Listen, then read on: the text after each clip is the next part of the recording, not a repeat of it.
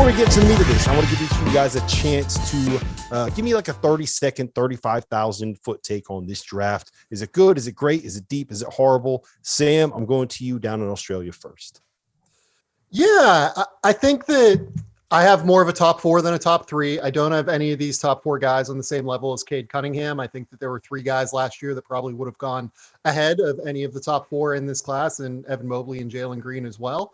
But I do think that all four of the top players, Chet Holmgren, Paolo Banchero, Jabari Smith, and Jaden Ivey, all have legitimate, realistic all-star upside. And the top four teams in this class, I think, should be very excited to be at the top of this draft. Jeremy, what about you? Yeah, when we talk about like, is a draft good? Like, I think at this point in the process, it's better to just look at like the top, right? Because it's at a certain point, it's all kind of fit. And guys always hit at a certain point, and we won't know until later. But, I think there's probably a dozen guys who are like pretty good prospects. Like, I kind of agree with what Sam said about the top four. But then, just in terms of the top, like in any draft, those would be, 10 to 12 guys who'd be in the consideration for the top, 15, 20 picks. So, in that respect, I don't think it's bad. But then it's real muddy, like going through 16 to even 45, 50. There's not a lot separating a lot of these guys. So that I think is going to be the challenging part. And teams are still kind of, I think, figuring that part out right now too.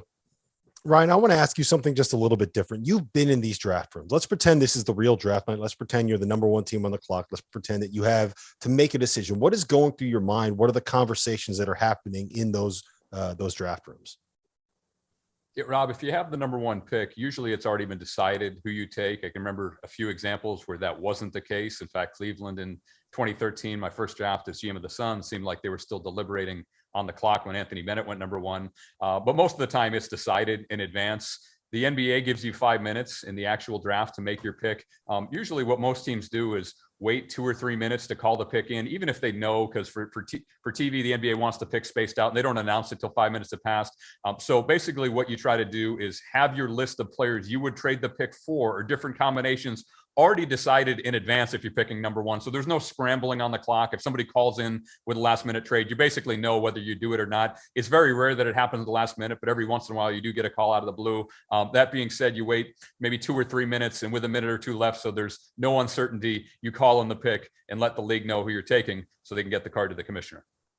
Matt, I want to ask you, Ryan. I have a quick question for you on that. How much misinformation are you putting out when you have the number one pick to try to, try to increase the trade value of that pick?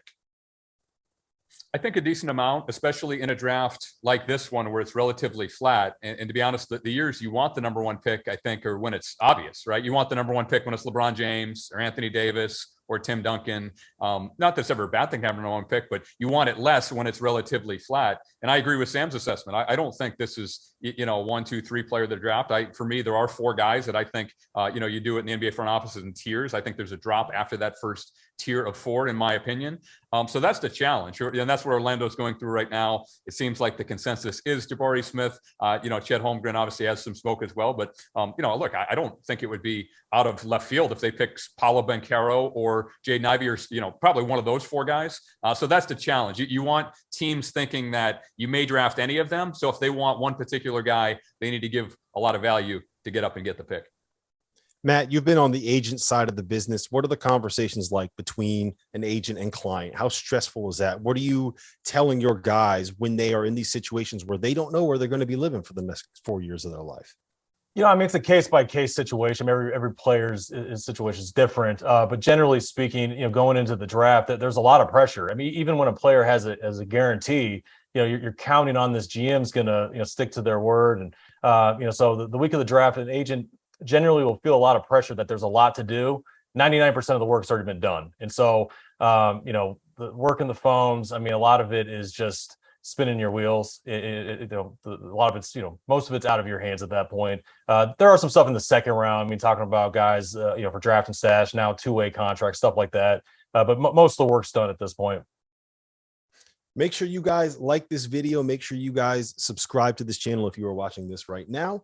If you're listening to this on a podcast, wherever it is, make sure you subscribe to our channels. That's the best way to help us grow this content and grow this space. We are presented by our partners over at Bet Rivers, and that means that it is time for us to get into this mock draft. So